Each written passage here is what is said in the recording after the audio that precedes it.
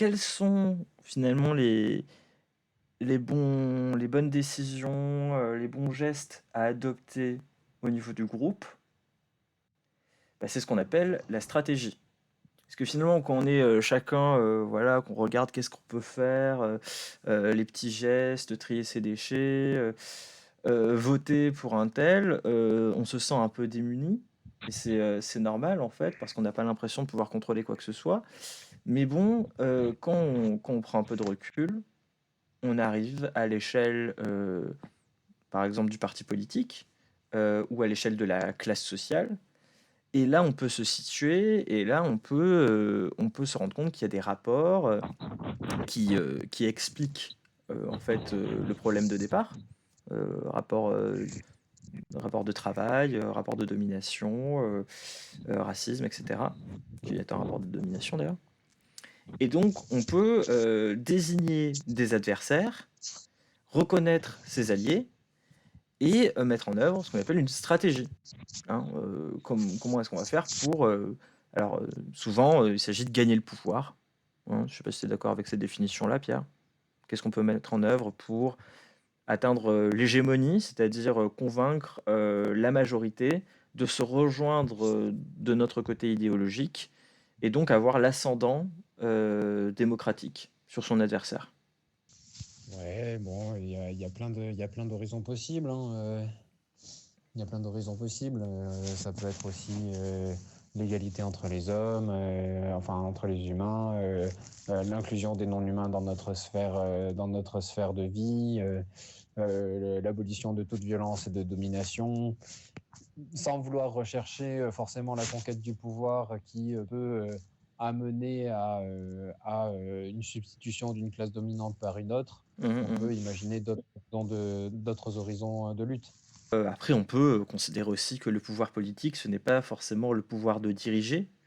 Ça peut être juste le pouvoir politique dans le sens de décider de comment j'ai envie d'investir mes ressources, comment j'ai envie collectivement d'organiser la société. Donc, obtenir le pouvoir politique, est-ce que c'est nécessairement, tu vois, être élu président de la République d'abord? Est-ce que c'est même nécessairement une histoire d'élection? Comme je disais, hein, il y a plein d'horizons possibles. Il peut y avoir une reprise du pouvoir, ne serait-ce que par la réquisition des outils de production, par la désertion des outils de production, par l'auto-organisation pour la subsistance, par le squat. Mmh. C'est plein de formes de reprise du pouvoir, ou en tout cas d'extraction de soi, enfin d'extraction des rapports de pouvoir qui sont déjà existants.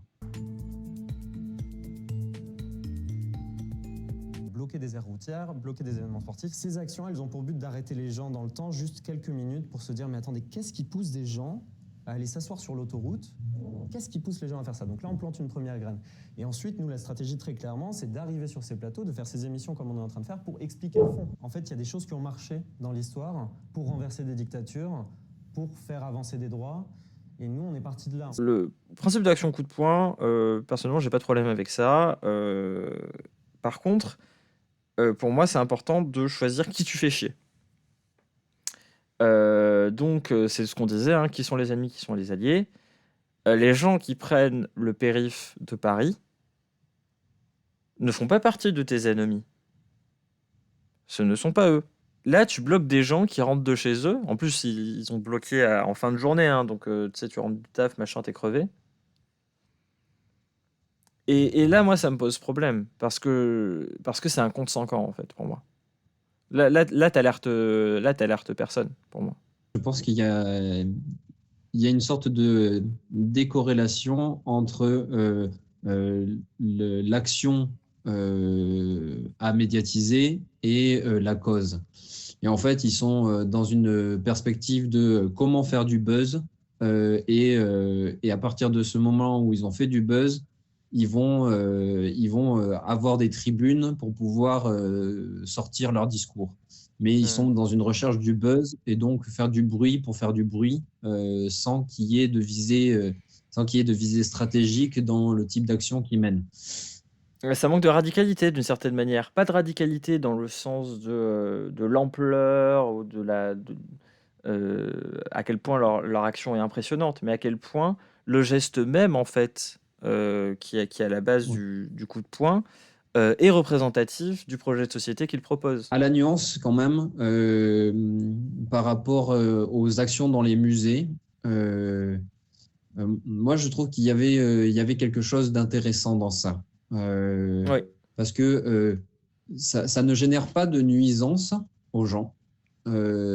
Ça touche à un réflexe social où le musée, c'est un peu la pièce inviolable où on expose les reliques de l'humanité, les trucs qui sont intouchables. Dans le geste, il y a quelque chose comme euh, euh, l'humanité est périssable et en fait, ce que l'on croit être intemporel, l'œuvre d'art, en fait, c'est que de la matière qui va disparaître sinon on n'y est plus.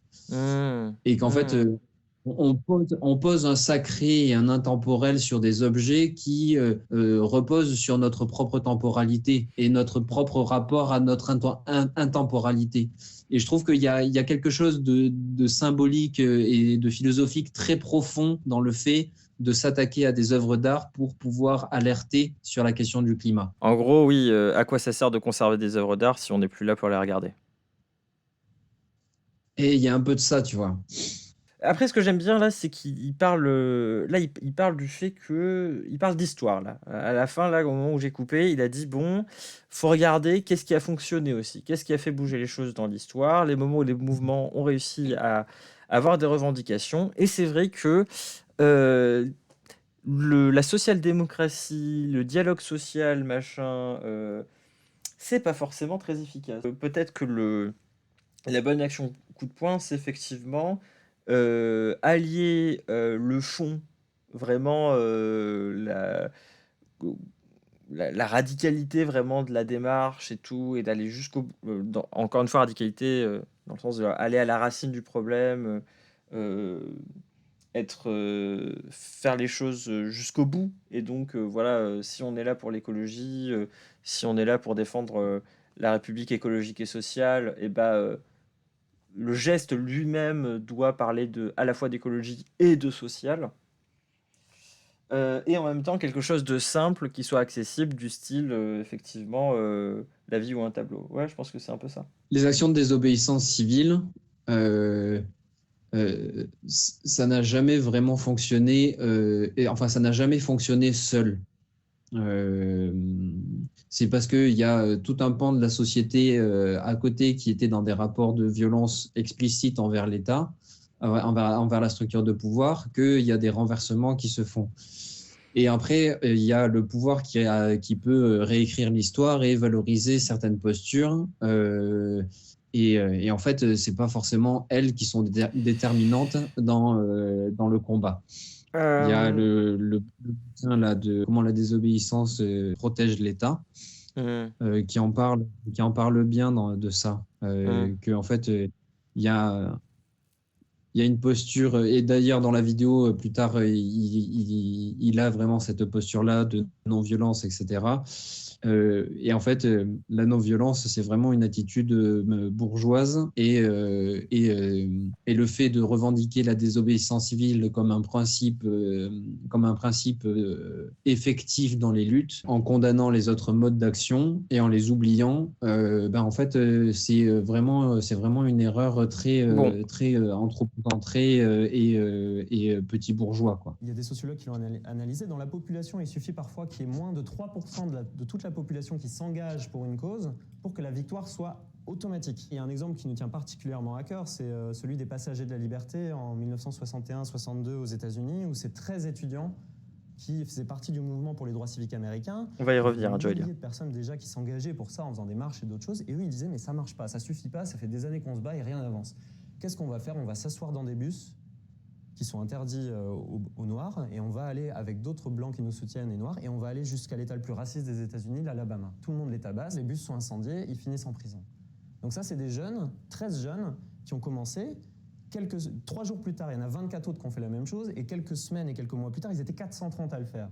Et qu'est-ce qu'ils ont obtenu? Ça va vous faire rire, mais vous allez voir où je veux en venir. Ils ont obtenu la déségrégation des bus aux États-Unis. C'est-à-dire qu'on avait le droit, enfin, dans les bus interétatiques, de s'asseoir avec des blancs et des noirs, que c'était plus un sujet. C'est bien de s'appuyer sur des exemples historiques, mais je pense que c'est carrément nouveau. Enfin, tu vois, le shift civilisationnel qui est devant nous, c'est quasiment le shift du moment où on est passé de nomade à sédentaire. Moi, je trouve ça intéressant, mais pour moi, c'est très étrange d'amener ça. Je peux le comprendre par exemple par rapport à la ségrégation raciale, qui est effectivement quelque chose qui se met notamment en place avec la découverte de l'Amérique et le commerce triangulaire, et où la notion de race, elle n'est pas vraiment aussi bien instituée avant ça. En revanche, par exemple, pour les luttes féministes, on est typiquement sur quelque chose qui est ancré depuis l'aube de l'humanité et selon certains anthropologues comme François Héritier, qui est même le truc le plus radicalement ancré dans toutes les sociétés humaines de l'histoire, peu importe leur organisation. Et donc le simple fait, par exemple, qu'on arrive, ne serait-ce que au regard de la loi, mais c'est de considérer que la femme est l'égale de l'homme, rien que ça, en fait, c'est une révolution qui est considérable et je ne vois pas en quoi elle serait d'une ampleur moins importante qu'une révolution écologique. Ça donne un truc un peu chelou du style la lutte contre le réchauffement climatique est plus importante que les autres, ce qui est, enfin, selon moi, qui n'est pas une très bonne manière d'aborder le sujet. Je suis assez convaincu d'un truc, c'est qu'on est toujours en colère contre nos gouvernements parce qu'on attend d'eux qu'ils trouvent des solutions parfois à nos problèmes. Et en fait, quand tu creuses un peu le truc, tu te rends compte que un système, c'est un tel enchevêtrement de lois, de règles, de contraintes, de normes, qu'ils ont une agilité infiniment moins grande que, typiquement, toi, si tu commences à proposer des choses. Il ne faut pas se mettre dans une perspective de des innovations vont arriver et nous sauver. C'est pas la peine. Elles sont déjà là, en fait. Le sujet, c'est qu'elles ne changent pas d'échelle. Et la raison pour laquelle elles ne changent pas d'échelle, c'est qu'elles sont portées par des gens qui sont des scientifiques, des chercheurs, des ingénieurs. Et donc leur métier à eux, c'est pas de trouver des modèles économiques viables, de transformer ces innovations en entreprises, de les faire se déployer à très grande échelle. Et c'est d'ailleurs pas forcément ce qu'ils ont envie de faire. Et avec Time for the Planet, on s'est dit, mais c'est fou. Donc on a matché d'un côté des innovations structurantes à impact pour décarboner l'économie, avec des entrepreneurs chevronnés qui sont capables de s'occuper de ce déploiement. On s'est construit comme un mouvement citoyen que tout le monde peut rejoindre très très facilement sur notre site internet. On participe à faire aller plus loin ce mouvement en parlant et aussi évidemment en investissant de l'argent qui nous sert à financer le déploiement de ces innovations. Quels sont les responsables et quels sont les leviers? Et on voit qu'il y a deux choses. Il y a un levier, on va dire, institutionnel, où on passe par l'État. Et puis, il y a un levier économique, via le marché, voilà, où on va plutôt enclencher des dynamiques économiques, etc., contraindre les entreprises à agir d'une certaine manière. Donc, en réalité, on dénonce d'une part le capitalisme, hein, et d'autre part la corruption de l'État par le capitalisme. En fait, pour moi, il y a des bonnes idées, tu vois, dans ce truc de on va chercher le problème, on va essayer de le faire bouger, mais on oublie que l'État, pourquoi est-ce que l'État agit comme il le fait, tu vois? Pourquoi est-ce que l'État ne change pas d'avis, etc. Et on en oublie pas. Tu vois, le gars, quand il dit, bon, je vais aller du côté de l'entrepreneuriat, il a la bonne intuition, en fait, d'aller du côté du marché et de faire bouger à ce niveau-là. Mais de penser que son armée d'entrepreneurs écolos va pouvoir supplanter Bolloré, Bernard Arnault, Jeff Bezos et consorts, là, il y a un problème d'échelle, en fait. Là, il y a quelque chose qu'il ne comprend pas, en fait.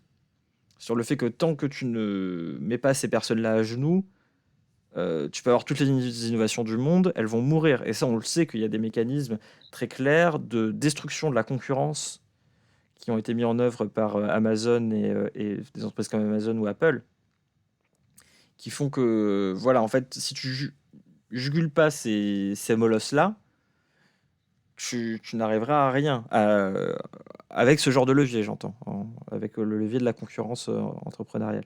Pour moi, ce gars-là de Time for the Planet, il est dans la proposition de nouveaux produits, de nouveaux process, et en fait, il sa proposition, c'est de proposer d'autres marchandises pour substituer ou pour complémenter le système existant. Et il n'y a pas de remise en cause du capitalisme. En fait, il y a une volonté de s'inscrire totalement dedans. Et en fait, il sent que le problème, c'est comment est réparti le capital, mais il ne comprend pas que la manière dont le capital est réparti, c'est à cause d'une logique capitaliste, c'est-à-dire d'augmentation perpétuelle du capital. Donc il se dit, on va juste faire du capitalisme, mais sur des innovations positives. Et les gens vont changer de comportement parce que ces innovations seront meilleures que les précédentes. Ce qui part de cette idée déjà que juste parce qu'une innovation est meilleure, on va dire au sens écologique, alors elle sera adoptée. Ce qui est déjà d'une naïveté profonde en fait. Parce que le problème, c'est justement, c'est que l'innovation, elle est avant tout adoptée parce qu'elle permet une augmentation du profit, enfin du capital, et puis derrière du profit des actionnaire. Alors Joelia qui dit, il n'y a pas qu'un problème d'échelle, il y a un problème de critères de valeur. Une entreprise écolo et anticapitaliste ne sera jamais profitable au même titre qu'une entreprise business as usual. Donc s'inscrire dans leur schéma de valeur, c'est déjà perdre. Je suis complètement d'accord avec toi. Si les gens n'ont pas assez l'information et qu'on ne fait pas assez passer l'information, on va polariser la société potentiellement. Et c'est très dangereux aussi, parce que dans un contexte où on aura du mal déjà à affronter les problématiques du dérèglement climatique, moi je pense qu'on ne pourra pas y aller si on n'y va pas hyper collectivement. Parce que sinon, on risque en plus de devoir faire face à la résilience, enfin de devoir mettre en place des grosses politiques de résilience qui sont compliquées, et en plus potentiellement de mettre en danger la démocratie et un certain nombre de processus qui nous permettent de collaborer. Si on n'a pas suffisamment de gens qui ont compris pourquoi il faut faire ça, en fait, fondamentalement, on risque d'avoir quand même des choses très paradoxales qui peuvent se produire, et potentiellement il peut y avoir des choses facilement récupérables, tu vois, des émotions, des ressentis qui seront difficiles à maîtriser. Et moi, ça me fait un peu peur. Et j'espère qu'on ne provoquera pas ça. On essaie de prendre les gens vraiment très très tôt, à un stade où potentiellement ils ne s'intéressent même pas à l'écologie, et juste leur donner le sentiment que en fait, c'est accessible de commencer à faire des actions, que ça fait sens, que ça peut fonctionner, et surtout que ça se fait de manière cool. En fait, quand des milliers de citoyens commencent à faire ça, qu'on fait émerger les premières innovations, qu'elles commencent à décarboner des dizaines de millions de kilos de CO2, comme c'est le cas aujourd'hui pour les premières boîtes de Time for the Planet, eh ben, le monde économique se dit, en fait, il y a peut-être d'autres façons de penser l'imaginaire autour de l'entreprise, il y a peut-être d'autres trucs sur lesquels nous, on pourrait réfléchir un peu plus loin. Là, c'est super parce que il parle de comment atteindre l'hégémonie, en fait. Quand il dit convaincre suffisamment de personnes pour amener le changement, il est dans cette compréhension-là du problème. Encore une fois, voilà, et en plus, il parle des affects. Jolie, elle a complètement raison, il parle des émotions, des affects. Donc ça aussi, c'est une clé. Pour moi, il identifie des bons objets, mais il les articule pas forcément de la bonne manière. Parce que quand il parle de l'hégémonie, par exemple, il dit il faut convaincre les gens. Alors déjà, il part d'un principe, c'est que les gens n'ont pas compris. Ou qu'il n'y a pas suffisamment de gens qui ont compris qu'il y avait un problème. L'autre chose, c'est qu'il dit que pour que ces gens aillent dans le bon sens, il faut qu'ils soient éduqués dans l'écologie. Tu vois, c'est-à-dire comprendre le truc du réchauffement climatique, certainement, l'importance de la biodiversité, etc. Or, déjà, c'est une hypothèse forte. Peut-être que par exemple, les communistes, eux, ils disent l'important, c'est de comprendre qu'il faut mettre fin au capitalisme. Et en fait, à partir du moment où tu mets fin au capitalisme, ou à la propriété privée, ou comme tu veux, que les classes populaires, le prolétariat possèdent les moyens de production, déjà, eux, ils peuvent s'organiser pour produire différemment et pour produire de manière plus vertueuse et pour prendre le temps de se poser des questions écologiques. Moi, je suis pas forcément d'accord avec cette vision des choses dans la totalité, mais c'est à comprendre qu'en fait, les manières pour les personnes de rentrer dans la lutte, il n'y en a pas qu'une seule, en fait. On peut rentrer dans la lutte pour des raisons écologiques, on peut rentrer dans la lutte pour des raisons antiracistes, pour des raisons de protection des droits LGBT, par volonté de détruire le patriarcat, et bien sûr par volonté de détruire le capital, et toutes ces portes d'entrée se complètent. Et quand on considère tout ça, en fait, on a le prolétariat, toutes ces luttes, c'est des luttes prolétariennes, et elles permettent effectivement de faire front, et là, en fait, on a déjà des personnes qui veulent le changement. et où la part écologique de ce prolétariat doit humblement apporter sa vision du monde. Moi, je le verrais plutôt comme ça. Et surtout, je pense qu'il y a autre chose qui est important, c'est cette idée que je pense que c'est ça qui sous-entend, c'est que la bonne manière d'inculquer l'écologie, c'est l'écologie scientifique, bourgeoise, blanche. Je pense qu'il y a il y a une écologie active qui est contre ce rapport blanc, bourgeois, éduqué par le prisme de la science. C'est une écologie du Sud, beaucoup plus ancrée sur des rapports directs au milieu de vie et une lutte des enjeux écologiques à travers le milieu de vie. Qu'en Europe, je pense que c'est globalement soit totalement absent des radars, soit plutôt dans ce prisme-là de la conscience la conscience scientifique plutôt bourgeoise. Comment tu peux espérer que quelqu'un qui est fervent partisan du Front National embrasse la question de l'écologie et de l'absence de domination? Et en fait, tu auras beau vouloir produire tous les discours que tu veux, en fait, il y a quelque chose, il y aura pas d'espace, il y aura pas d'espace possible. Mais la seule hégémonie que l'on connaisse actuellement, c'est celle du rapport au marché de la marchandise. Vouloir substituer ça par autre chose, ça me semble être une tâche qui s'étale sur des siècles, en fait. Non, pas nécessairement. Après, bon, c'est toute la question de gens comme Gramsci et comme Lénine, hein, de comment est-ce qu'on fait pour atteindre l'hégémonie, pour convaincre, etc. Et sur certains aspects, ils ont réussi à retourner des populations entières. Après, si tu considères, par exemple, que il y a dans le Front National une grande partie de prolétariat qui est en réalité plus proche d'affects anticapitalistes que d'affects fascistes, et que tu considères que le bloc capitaliste comme étant, on va dire, le bloc libéral, néolibéral capitaliste de la Macronie et de LR, plus l'aristocratie fasciste représentée par le Rassemblement national et Reconquête, le bloc social prolétaire, il devient plus imposant. Et on voit qu'en fait, il y a, selon moi, en tout cas, il y a une partie des classes sociales qui sont présentes dans ces groupes que l'on peut convaincre, entre guillemets, de changer de bord dans leur propre intérêt. Parce que justement, cette proposition défend leur intérêt. Par contre, c'est peut-être pas pour aller chercher un gars qui vote Rassemblement national. Moi, je vais pas le chercher avec l'écologie. Tu vois, et je vais pas le chercher non plus avec le féminisme. Ça veut pas dire que je peux pas aller le chercher. On a l'air déjà d'aller loin, mais c'est vrai qu'on se pose tout le temps la question de la définition de la violence et de la non-violence. Parce que c'est ça au final, on est un mouvement non-violent, on est convaincu que la non-violence, c'est ça qui a une force de frappe colossale. Face à nous, il y a une violence démesurée, il y a une violence étatique aujourd'hui qui en fait est une bombe à retardement. Je pense à mes proches et je sais que le fait qu'on ait de l'exécutif qui dénigre ces sujets à répétition, mes proches vont souffrir, mes proches vont peut-être mourir. Donc ça, c'est révoltant et effectivement, là, je me pose la question de jusqu'où est-ce qu'on va aller.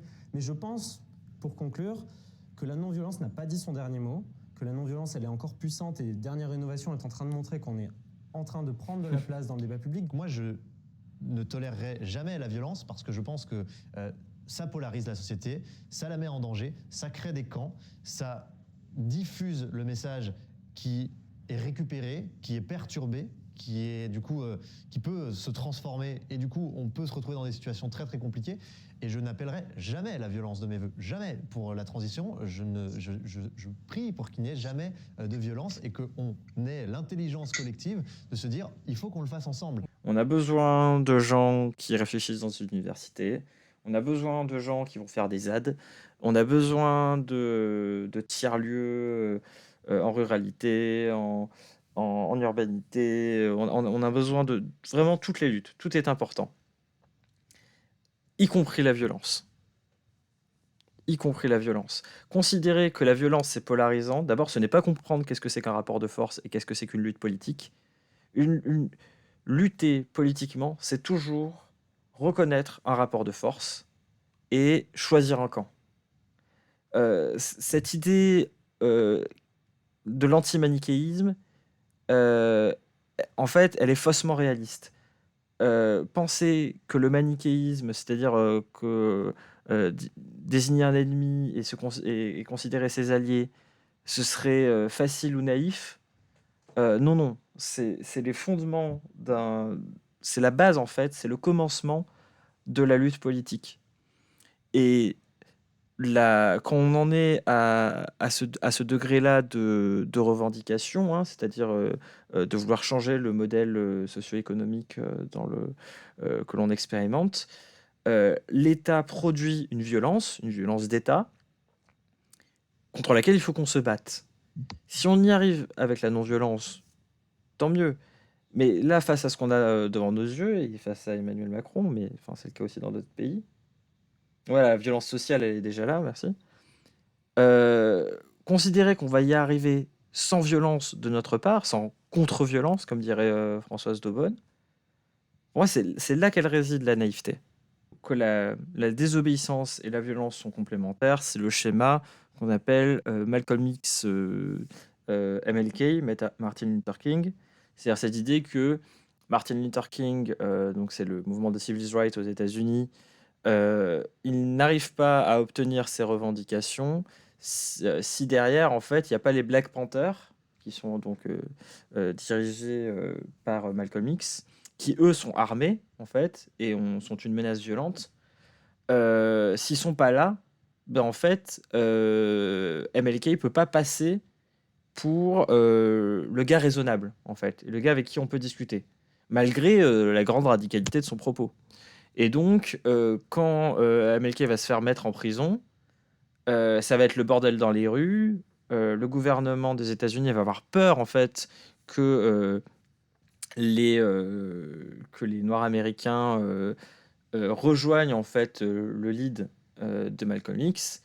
Et donc, c'est sous cette pression qu'ils vont libérer MLK et qu'ils vont accéder à un certain nombre de ses requêtes. Tout ça, c'est des épisodes qui sont relatés dans Comment saboter un pipeline de Andreas Malm.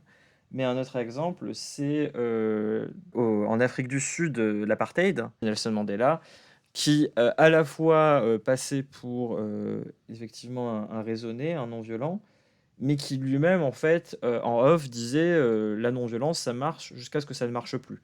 Et donc, on voit qu'au sein même d'un mouvement, en fait, on peut aussi avoir cette réflexion de, en fait, on va pousser la non-violence autant que possible, la désobéissance civile, etc. À un moment donné, si sous tout de notre gueule, ben, on est aussi capable, en fait, de shifter. C'est parce qu'en fait, il y a des violents qui sont prêts à mettre en œuvre une lutte ouverte contre la domination, que le pouvoir prend peur du mouvement et donc va écouter les non-violents. Mais c'est pas par opposition, en fait. C'est que la violence soutient la non-violence. Parce que le pouvoir, il est le seul qui doit être dépositaire de la violence. Ça permet de structurer un rapport de force où la non-violence peut parler. Et c'est pas du tout une opposition entre les deux. C'est en fait parfaitement complémentaire. Mais n'oublions pas en fait que ce qui décide du degré d'extrémité auquel nous devons recourir pour obtenir nos revendications, ça n'est pas nous. C'est le degré de résistance et de violence de notre adversaire. C'est lui qui décide en fait des moyens des moyens qui nous sont accessibles. Et à partir du moment où l'État décidera que la non-violence ne les impressionne pas, eh bien alors la non-violence deviendra inefficace.